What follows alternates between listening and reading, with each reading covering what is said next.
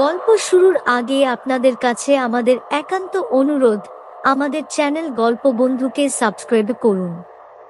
আপনাদের সহযোগিতা এবং ভালোবাসা আমাদের একান্ত কাম্য। ধন্যবাদ।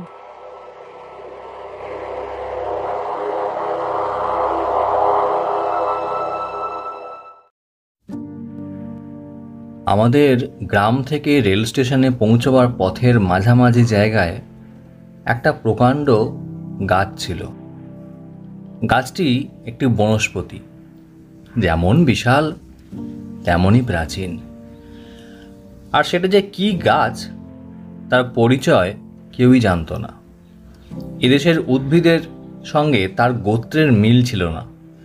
চারিদিকের বৃক্ষরাশির মধ্যে সেই বলিষ্ঠ সমুন্নত অজ্ঞাত কুলশীল বৃক্ষটি পাণ্ডব সৈন্য সমাবেশের মধ্যে যেন ঘটোৎকচ। স্বভাবতই বৃক্ষটি দৃষ্টি আকর্ষণ করার মতো,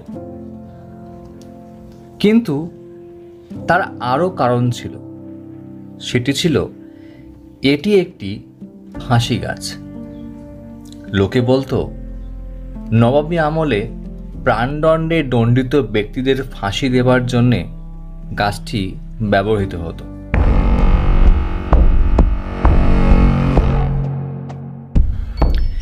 কাছেই একটি গ্রামে থাকত নবাবের ফৌজদার। প্রাণদণ্ড দেবার ক্ষমতা ছিল তার। কোনো ব্যক্তির প্রাণদণ্ডের আদেশ হলে জবাবে লোকটাকে ঝুলিয়ে দিত গাছের একটি ডালে।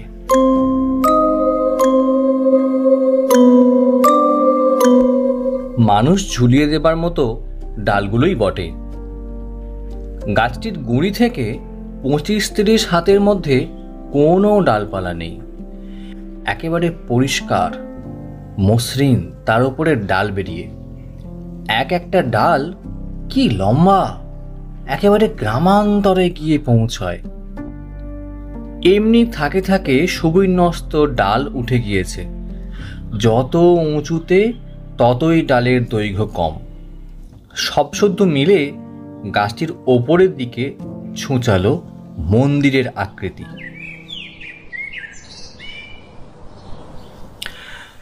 গায়ে গোপাল বলে একজন বৃদ্ধ মুসলমান কৃষাণ ছিল। সে বলতো, হ্যাঁ আয় বাবা, শোন, আমার ঠাকুরদা ছিল নবাবী আমলের লোক, জানিস তো? আমার দাদু এই গাছে ফাঁসি দিতে দেখেছে। হ্যাঁ রে, তবে সেটাই ছিল শেষ ফাঁসি, আমি যেটুকু শুনেছি, বুঝলি?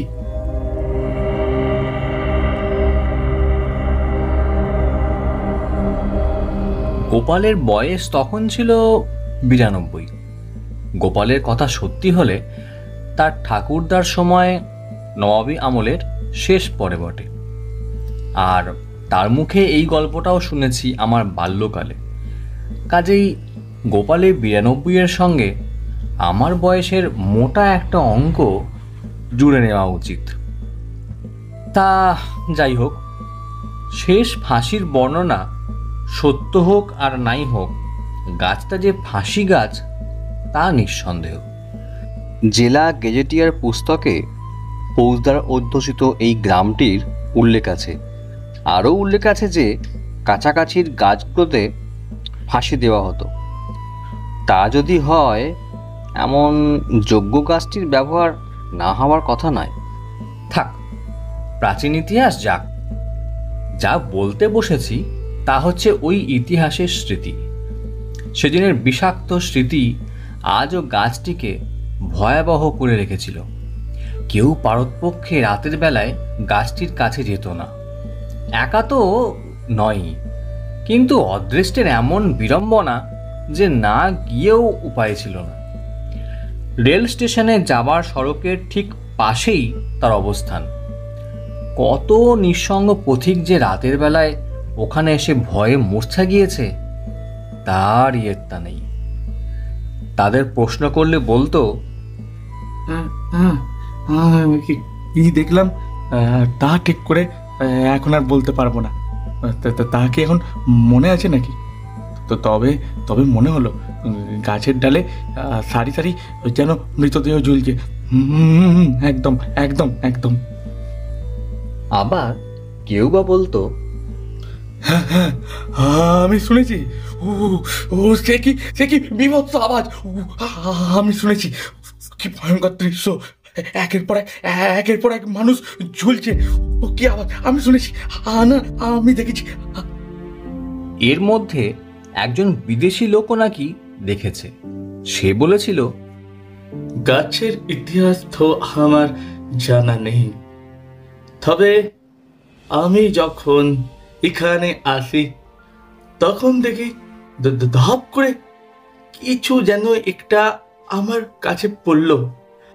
আমি চমকে উঠি, একটু পিছিয়ে আসি, দেখি কিনা একটা ডেড বডি।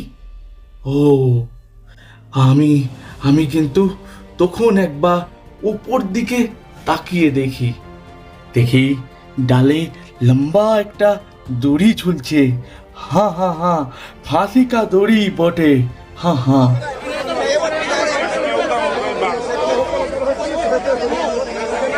এরই মধ্যে সেই বিদেশিকে ঘিরে থাকা লোকজনের মধ্যে পুলিশের প্রবেশ। কই কই, শুনুন শুনুন, আমাকে নির্দিষ্ট জায়গায় যেতে দিন আগে। উফ, এত কোলাহল করবেন না। কই শুনুন। ও বাবা, এই যে দেখি একজন বিদেশি। কি হে মশাই, আপনি কি লাশ দেখেছেন নাকি? আপনিই কি খবর দিয়েছেন? হ্যাঁ, আমি দেখিয়েছি। আমি আসার সঙ্গে সঙ্গে, কিন্তু এখন নেই। এ কি ম্যাজিক নাকি যে মৃতদেহ ভ্যানিশ হয়ে গেল? নাকি আপনি মানুষের মনে ভয় দেখিয়ে অন্য কোনো মতলব খাচ্ছেন? প্রশ্নের খোঁচা খেয়ে সে বললে, কাল ছিল জ্যোৎস্না রাত্রি, সেহেতু আমার ভুল করিবার কিছুমাত্র সম্ভাবনা ছিল না।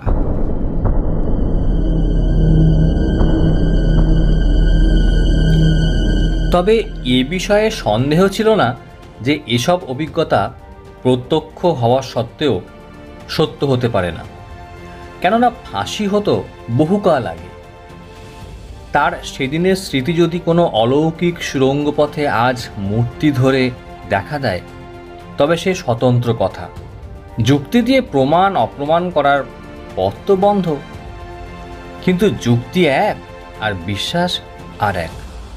লোকের মনের ব্যাপক বিশ্বাসই এমন তথ্যের স্থান গ্রহণ করেছিল, আর তাই ছিল যথেষ্ট। ফলে ওই গাছটা যাতায়াতের পথের পাশে ভীতি মিশ্রিত এক প্রকাণ্ড বিস্ময়ের চিহ্নের মতো দণ্ডায়মান ছিল।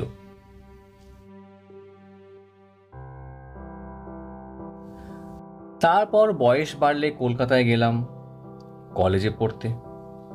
আমাদের মেসে একজন বয়স্ক ব্যক্তি থাকতেন। তার থিওজফি চর্চার বাতিক ছিল। তার সঙ্গে আমার ঘনিষ্ঠতা হয়েছিল। তাকে ফাঁসি গাছটির বিবরণ শুনিয়েছিলাম।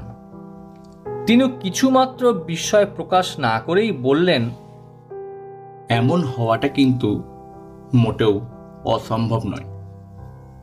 দেখো, যেখানে কোনো মর্মান্তিক মৃত্যু ঘটে থাকে, সেখানে পরবর্তীকালে সেই মৃত্যু দৃশ্যের ঠিক পুনরাভিনয় মাঝে মাঝে কিন্তু ঘটতে পারে। কেন হয় তা হয়তো আমি সঠিক করে তোমাকে বোঝাতে পারবো না, কিন্তু এমন দৃষ্টান্ত অনেক আছে।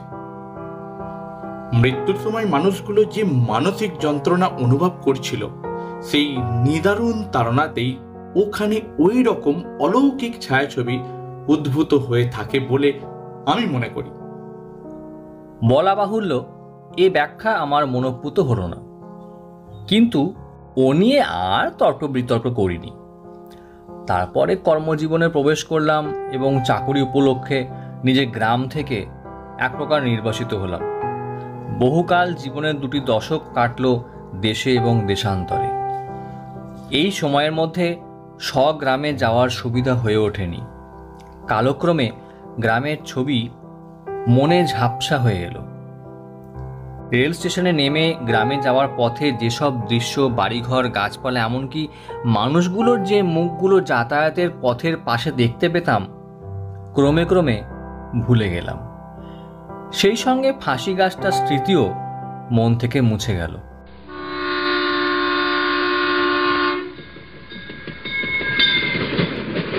প্রায় 20 বছর পরে গ্রামে চলেছি। সন্ধ্যাবেলায় নামলাম স্টেশনে, একখানা টমটম গাড়ি ভাড়া করলাম। 12 মাইল পথ পৌঁছতে 1 প্রহর রাত হবে। পথে চলতে চলতে পুরাতন ছবিগুলো জন্মান্তরের স্মৃতির মতো একে একে মনে পড়তে লাগলো। মনে হলো যেন ধীরে ধীরে নিজের অতীতকালের মধ্যে প্রবেশ করছি। রাত তখন অন্ধকার হয়ে এসেছে। মাঝামাঝি পথে এসে পড়েছি, এমন সময় সেই ফাঁসি গাছটার কথা মনে পড়ল।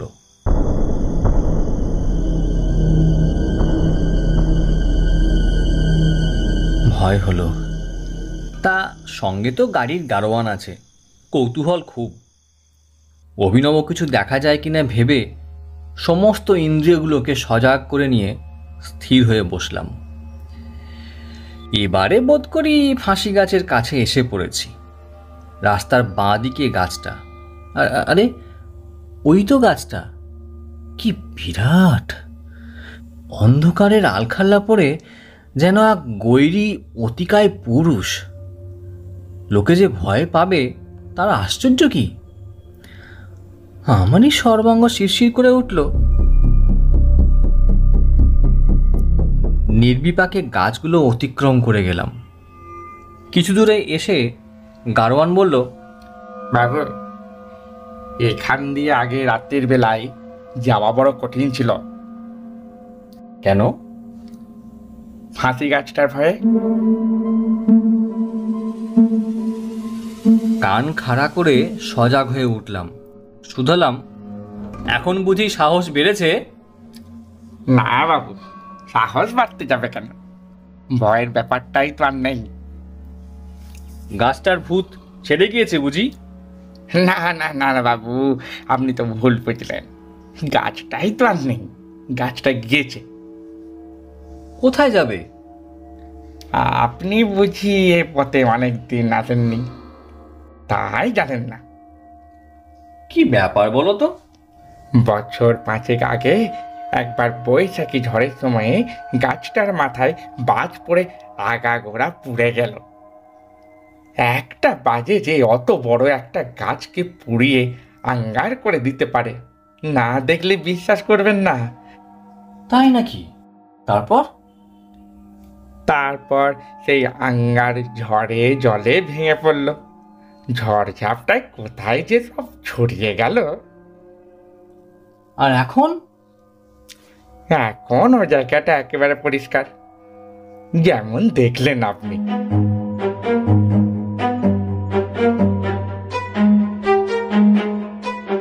যেমন যেমন দেখলাম? নিজের মনে মনেই বললাম, আমি তো বাপু গোটা গাছটাকেই দেখেছি, অথচ তার কথাও বিশ্বাস না করা শক্ত। লোকটা মিথ্যেই বা বলতে যাবে কেন? এ মিথ্যে বলে তার লাভ কি? এখনই তো অপরের মুখে প্রতিবাদ হবে। যেমন দেখলাম, কিন্তু সত্যি কি দেখলাম? কিন্তু নিজের জাগ্রত দৃষ্টিকেই বা অবিশ্বাস করি কিভাবে? নিশ্চয়ই দেখেছি, তাতে কোনো ভুল নেই না।